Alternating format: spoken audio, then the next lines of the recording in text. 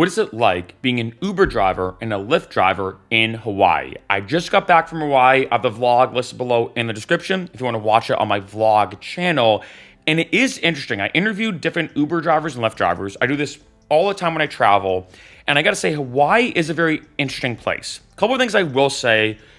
One is I mainly stayed on the Big Island when in Hawaii. There's multiple islands of Hawaii in terms of the state as a whole. Secondly, as I've never traveled or ever been to other islands in Hawaii, I've only ever stayed on the Big Island. So I want to say that. And similar to other states, again, this is true for anywhere, take like Massachusetts, for example, which is where I grew up and I drove for Lyft and Uber, driving, like, say, on the western side of Massachusetts, if you're talking about things like Springfield or Amherst, versus the eastern side of Massachusetts, which is Boston, obviously the main city, right? Two very, very different driving climates when it comes to Uber and Lyft. Remember, your location is the number one factor that determines how much money you can make. And this is true not just state by state, but city by city. So when interviewing a lot of drivers, the main quote I got, and I think this is the main thing people want to know when it comes to what is it like driving in this area, the main quote I got is 20 to 25 an hour when it comes to driving in Hawaii, specifically, in addition, on the Big Island. And I gotta be honest that when it comes to the income of Uber and Lyft, when most people ask me, how much can you make as a driver? I do find typically 20 to 25 is the standard. So it seems like when it comes to Hawaii, that for most drivers, in terms of what they're making, it is kind of the average compared to other parts of the United States. Now, when I talk to other drivers, and again, this is mainly on the Big Island, remember there's multiple islands of Hawaii, multiple different driving climates and economics, if I'd call it that. The big thing I heard is, one, airport rides pay a lot, right? This is interesting. It depends area to area. For example, I know some areas are like, hey, the airport rides are the way to make a lot of money. This is why a lot of drivers might wake up early and, let's say, do their shift from 4 a.m. to 10 a.m. because they make the most amount of money, sometimes even more than Friday and Saturday nights. So that's something I heard, especially I stayed in Kona, which is kind of on the western side of the island. The Kona airport, they said those rides paid a lot of money. And I got to be honest, the amount of money that I spent going from the airport to where I was staying was a lot. So I could see how drivers could make a lot of money from the airport rides. The second thing I heard, and now keep in mind I'm talking about the Big Island itself, is the Big Island is more of an island vibe. You're kind of on more island time compared to other cities. So what I heard from a lot of drivers is things like Friday and Saturday nights weren't really the move. In the sense that it's not like on a Friday night compared to, like, say, a city like LA or Boston or Chicago or Miami, you're going to make a lot of money. People are surging. It is surging because people are drinking, people are going out. Because the Big Island had more of like a low-key vibe where people are not going out trying to bar hop and go clubbing and all this kind of stuff. I mean, there's only a couple of spots they say that were really like popping when I went out in Kona, Laverne's being the biggest one.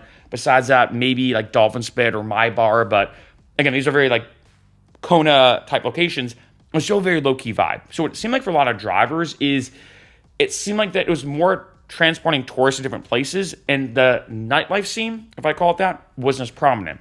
However, it seemed like it did vary when I interviewed drivers about different places in Hawaii as the state. It seemed like the different places had different cultures. Take Honolulu, which is kind of like the main city, right? If you think of it like a city like LA or Boston. When it comes to Honolulu, I heard you can make a bit more money on the Friday and Saturday nights because it has more of a nightlife feel. It is a city. So this is something to be aware of. Like I said, if you are planning on driving in Hawaii, I have a video listed below in terms of the requirements to being an Uber driver and a Lyft driver in Hawaii. Keep in mind, depending on what island you're on, and maybe even what section of the island you're on, you can have a huge spread and spectrum.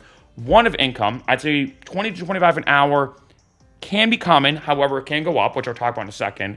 But then two, in general, the driving style. Like I said, in Kona, from the drivers I interviewed, it seemed like that actually airport rides and those kind of rides paid more than, let's say, Friday and Saturday nights. In Honolulu, maybe it's the opposite. Maybe in Honolulu, you're finding out that actually Friday and Saturday nights do pay a lot compared to any other city in America, like Boston or LA, etc. And maybe the airport rides might do decent, but not that much.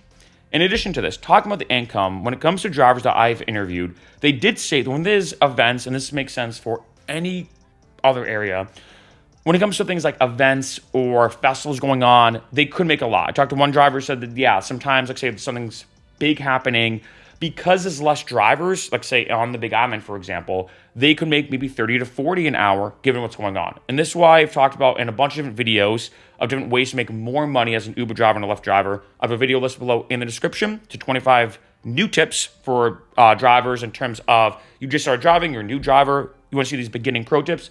Highly suggest watching that video because one of the first tips I have is go to events. A lot of times I find events can actually pay more money than what would be considered the peak hours. And for most areas, not always, but for most areas, the peak hours are morning commutes, evening commutes, Friday and Saturday nights. However, it does depend. This is why I also just track your analytics. You might find, like say if you're driving on the Big Island, for example, to keep using that as an example, that from 4 a.m. to 10 a.m. might actually be your best time. Maybe Monday through Friday, 4 a.m. to 10 a.m. is your best time. Maybe you wake up at 3:45, 3:30, you drive for 6 hours, you're done at 10 a.m. Now you have a whole day to do whatever you want, right? That might be optimal. However, maybe in Honolulu, this is why you want to test it out. You realize, you know what? 4 a.m. to 10 a.m. actually isn't the most optimal. The most optimal for me in this area is actually, 9 p.m. to 3 a.m., right? So it does depend, it does vary, but bringing it back to events, this is one thing I have noticed time and time again when traveling after interviewing drivers literally all around the country. I've interviewed drivers in so many different areas, and it's kind of interesting to see the different driving climates and strategies and techniques and everything. Events, there's two main things I've noticed. Events have always reigned supreme. So there was, I think it wasn't the Ironman. There was I think it was like a kayaking event or something. I can't remember what it was, but there was some event going on in Kona actually when I was there. And the drivers were telling me like, yeah, with all this happening, surging, making a lot of money. The second thing is bonuses. Bonuses is always a big one. It does vary. This is why I suggest signing up for both Uber and Lyft, because one weekend, maybe Uber says, hey, we have this event going on. We're going to give you a bunch of money. This I know happens, in Vegas when EDC happens, the big electronic music festival. I remember there's one year where Uber said if you do 8 round trip drives, because typically you go from the Strip to the Speedway, if you do 8 round trip drives, you get an extra $800 if you do it during the EDC weekend. That's a great bonus. Lyft, from what I heard, did not have that. Then there's been other places. I remember where Lyft had a big bonus. I know this happened in Denver, Colorado. I remember hearing about where there was a period of time where they were saying, hey, like if you do, I can't remember what it was, like a certain amount of rides, you get an extra like $40 for every like checkpoint you hit. And I remember when my brother was driving for Lyft, he hit those checkpoints and made about on average $40 an hour driving in Denver just with Lyft, because Lyft had this special bonus going on. He was making about 40-ish an hour when everything factored in. When it came to Uber, wasn't the case. How is just signing up with both apps? Because you never know, right? And I will say I did take both Uber and Lyft when in Hawaii. They both seem pretty popular, because I know there's some areas where Lyft is more popular than Uber. I know there's some areas where Uber is more popular than Lyft. I mean, Lyft is only in America and Canada. Uber is pretty much international, so that is also another factor to keep in mind if you're looking at this from a global perspective. But overall, what it seemed like when it comes to driving in Hawaii is the rides, in addition to all these factors I'm talking about, seem to be pretty lengthy as well. When I talked to some drivers, it wasn't just typically going from one area to a small area. Because there's a big lack of public transportation, especially on the Big Island, and getting around can involve typically driving a lot of miles, as we all know as drivers, miles over time, right? If you're stuck in traffic for 30 minutes barely moving, you're making way less than if you're driving straight, racking up those miles for 30 minutes. And that's a big thing as well when it comes to why that a lot of these places sometimes, unless someone rents a car through Turo or through Uber or whatever, a lot of times when it comes to these areas and these places, the places people are going to are usually pretty far away compared to, like, say, a typical city. Again, this does depend upon the island, depends upon a lot of different factors. But overall, when it comes to driving in Hawaii, it seems like the drivers did like it. It seems like they, ranked it pretty positively compared to, like, say, other areas. Again, I've always gotten different perspectives from different areas of, is it good here?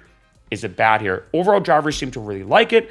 And the biggest amount, which I think is probably the number one factor that people want to know about when it comes to driving, the average amount I got, talking to all these different drivers, especially when asking them what is it like to drive on other islands and other sections of Hawaii, the average amount I got is $20 to $25 an hour.